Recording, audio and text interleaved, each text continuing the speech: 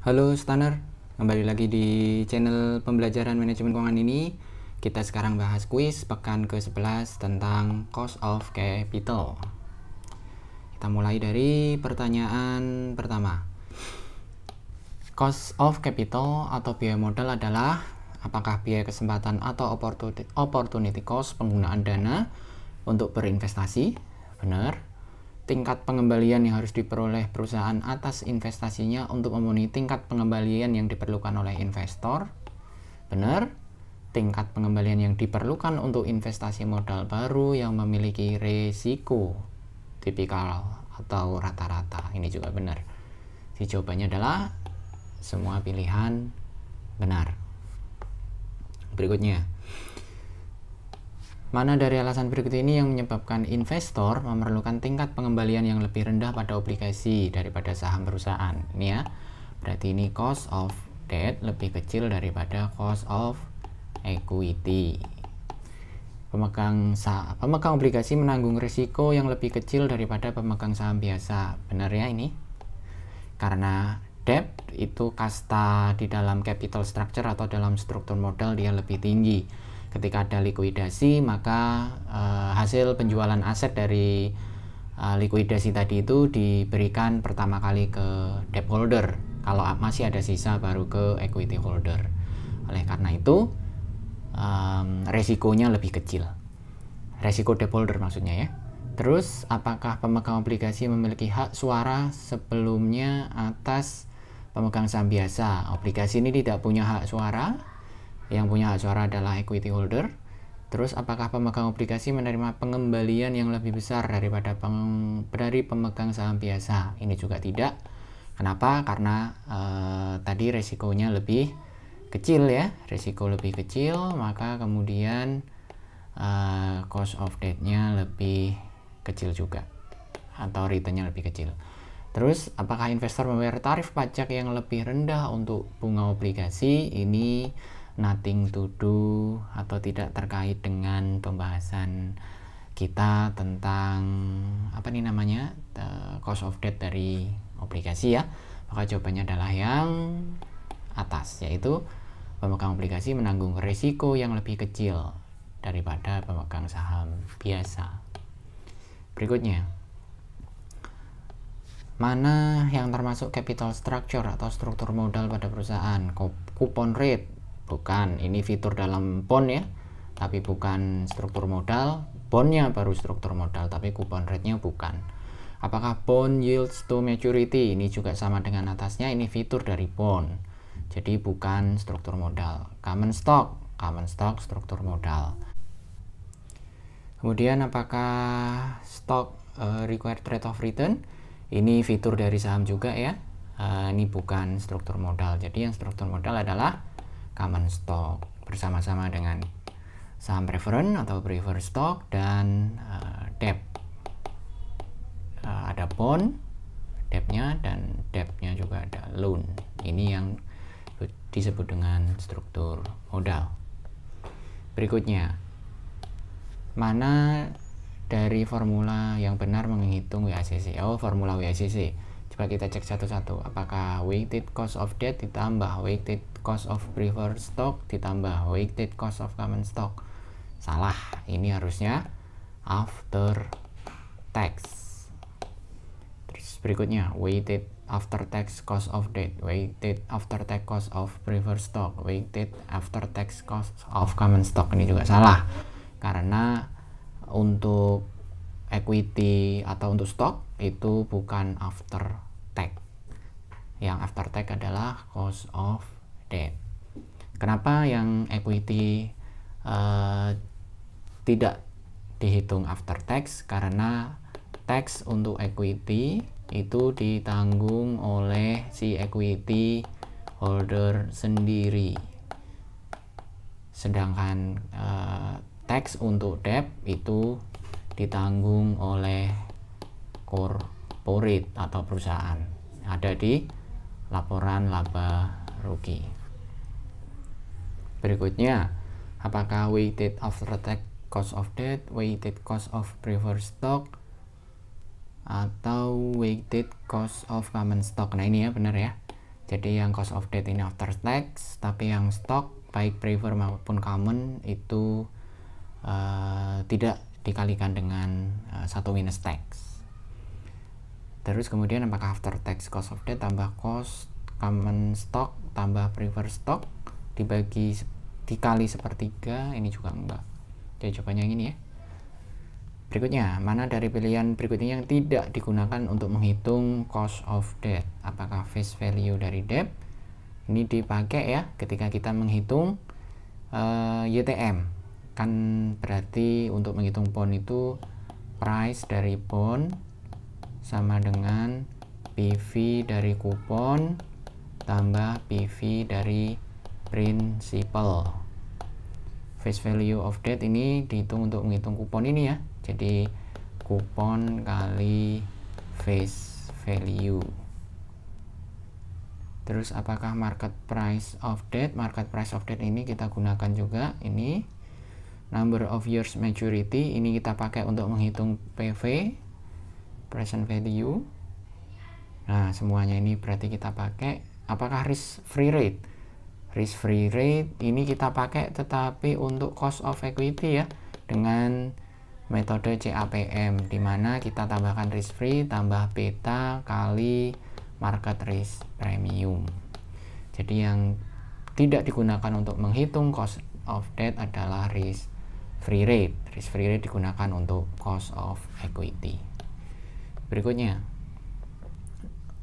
WFH Incorporated memiliki utang obligasi 15 juta, tingkat kupon 9%, YTM 7%, tarif pajak 35, berapa biaya utang? Nah, ini sederhana ya, tinggal dikalikan YTM kali 1 minus 35, yaitu YTM nya 7%, ini YTM kali 1 minus tax-nya pajaknya 35%, 7% kali 65% sama dengan 4,55%. Jawabannya adalah yang ini, 4,55. Berikutnya, perusahaan melakukan analisis penganggaran modal beta 1,5, tingkat bunga pada treasury bond, berarti ini punya pemerintah ya, obligasi pemerintah 10 tahun itu 1,6, pengembalian indeks Standard & Poor 500 sebesar 8%, berapa biaya ekuitas umum, cost of common equity. Nah, ini berarti kita pakai, karena yang diketahui adalah beta, ini beta, terus kemudian risk free, ini risk free, ini beta sekali lagi ya, terus kemudian indeks S&P 500, ini expected return dari market, maka kita pakai rumus CAPM. CAPM ini rumusnya risk free tambah beta kali market risk premium. Market risk premium ini sebenarnya adalah expected return dari market dikurangi dengan risk free. Kita masukin angkanya. Risk free, risk free. Oh, ini treasury bond 10 tahun 1,6%, kita masukin. Betanya 1,5 kita masukin. Market risk premium itu expected return dari market dikurangi risk free, berarti S&P 500 nya kita masukin 8% dikurangi dengan risk free 1,6 sama dengan, nah ini dijumlahin ya, temunya adalah 11,2. Ini jawabannya. Berikutnya,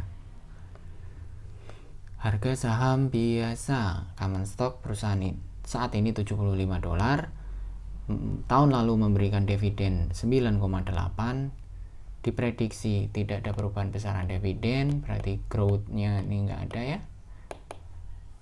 Kita diminta untuk menghitung berapa biaya ekuitas atau cost of equity. Sebagaimana yang kita tahu, untuk menghitung cost of equity ini berarti menggunakan metode dividend growth model ya, karena ada besaran dividen.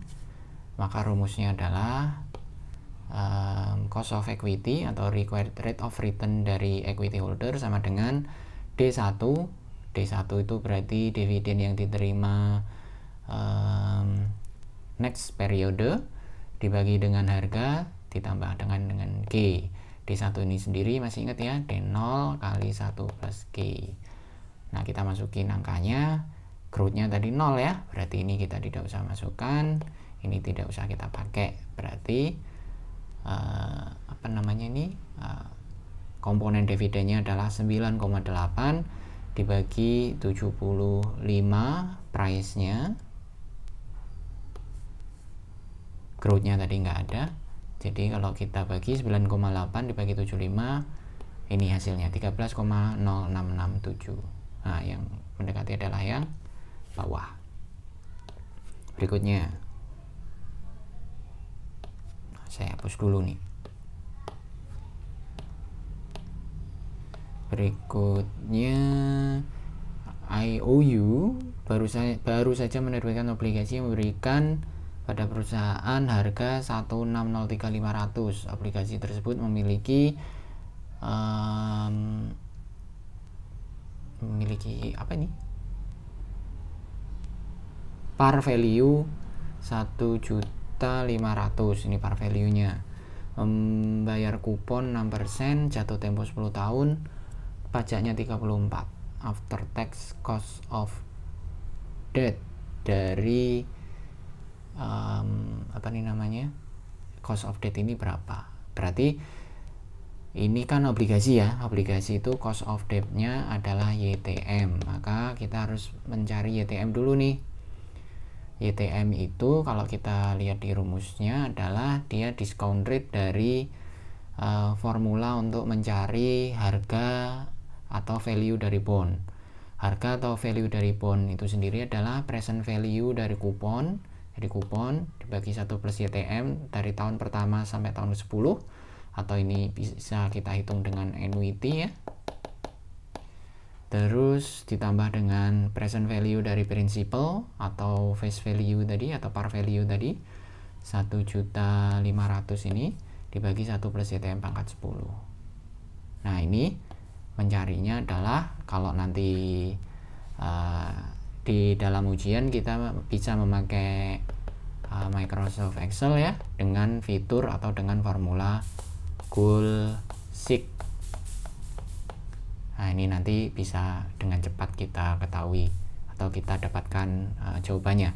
Atau kalau mau menghitung manual ya kita pakai interpolasi. Nah, kalau sudah ketemu YTM, kemudian YTM ini kita kalikan 1 minus tax-nya 34%. Nah, ini nilainya setelah dihitung 3,37%.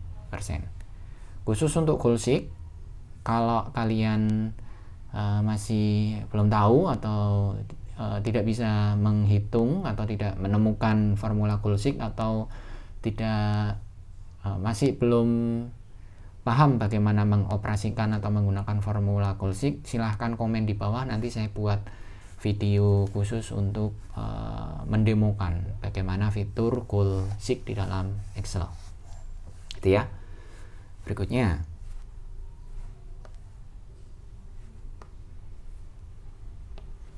sebuah perusahaan memiliki struktur modal obligasi 1083, saham preferen 268, common stock 3681. Perusahaan berencana menjaga struktur utangnya sedemikian. Terus apa ini? Biaya utang setelah pajak COD itu 5,5%, biaya COE saham preferen 13,5%, COE common stocknya 18%. Ditanya WACC. Nah, kemudian kita harus buat proporsinya ya. Nah, tadi obligasinya 1083, saham preferennya 268, terus kemudian common stocknya 3681, kalau dijumlah 5.032 dolar. Kemudian kita kalikan dengan masing-masing cost of capitalnya. Untuk apa namanya, bond itu 5,5% ya, cost of debt-nya. Ini setelah pajak, jadi kita nggak usah kurangkan lagi atau tidak usah kalikan 1 minus tax lagi. Kalau di sini tidak ada keterangan apa-apa, berarti kita harus kalikan 1 minus tax untuk mendapatkan biaya utang setelah pajak atau after tax-nya. Dan kemudian setelah kita dapatkan cost of debt after tax, kita kalikan dengan proporsi debt. Proporsi debt-nya adalah 1083 kali 5032. Nah, ini hasilnya adalah 1,18%. Demikian juga untuk yang saham preference. Saham preference itu cost of saham preference-nya, cost of equity-nya itu 13,5%. Dikalikan proporsinya 268 dibagi 5032, hasilnya adalah 0,72. Untuk common stock, dia cost of equity-nya 18% dikali 3681 jumlah common stock-nya dibagi 5032, hasilnya adalah 13,17. Kita tambahkan semuanya, hasilnya 15,07. Nah, ini jawabannya. Demikian pembahasan quiz cost of capital atau quiz di pekan ke-11. Sekali lagi, kalau ada pertanyaan atau masih ada yang belum jelas, silahkan post di kolom komen di bawah. Terima kasih.